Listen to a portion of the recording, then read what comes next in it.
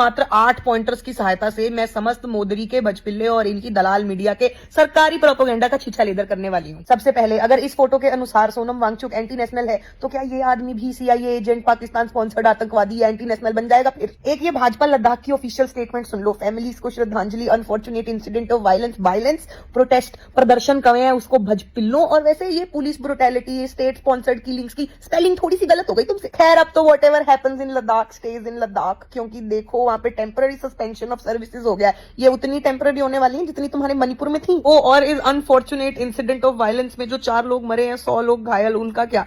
एक कारगिल वेटरन शहीद हुआ है। तुम सोचो, जिस आदमी का पाकिस्तान घंटा नहीं कुछ उखाड़ पाई, उसके पिताजी को उसका कफन उसके खुद के राज्य से मिला है। कितनी शर्म की बात है। अरे लेकिन सोनम वांगचुक तो ये सब जगहों के नाम लेके हिंसा भड़का रहा है। मोदी के हो, पूरी वीडियो सुन लेते हैं उसकी। वो कह रहा है यहाँ पे ऐसा ऐसा हुआ है, लेकिन हमें ऐसा नहीं करना है।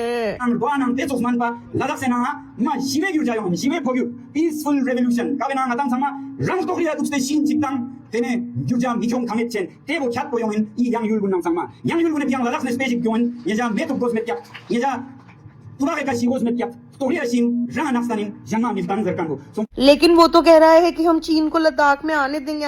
वह भजपिल्ले फिर पूरी वीडियो सुन लिया कर। कब तक व्हाट्सएप यूनिवर्सिटी की कटी हुई वीडियो से जिंदगी व्यतीत करेगा गधे के बच्चे। यहाँ के एक फेमस कॉमेडियन है जिन्होंने कहा कि जब चीन घुस आता है तो लद्दाख के लोग जान देकर रोकते हैं, मगर अब अगर भारत सरकार हमारे लिए कुछ नहीं कर रहा है तो अगली बार वो आए तो हम उनको रास्ता दिखाएंगे, हम रोकेंगे नहीं। हम जान क्यों दे जब हमारा कोई संरक्षण नहीं हो रहा है। और उसके बाद उन पर पुलिस की पूछताछ होने लगी। ये कैसे कहा है? मेरा तो ख्याल है कि दूत को मारने से, डोंट किल द मैसेंजर कहते हैं ना, सॉल्व द प्रॉब्लम। उनका तो फ्रस्ट्रेशन निकल रहा है, आप समस्या का हल करें तो बेहतर हो। और ये गोदी मीडिया की हरकतें देख के तो मुझे शर्म आ जाती है। इनको पता नहीं क्यों नहीं आ रही है। ये एक मोगली जी के जांग के बाल को सुन लो। जांग थाइज।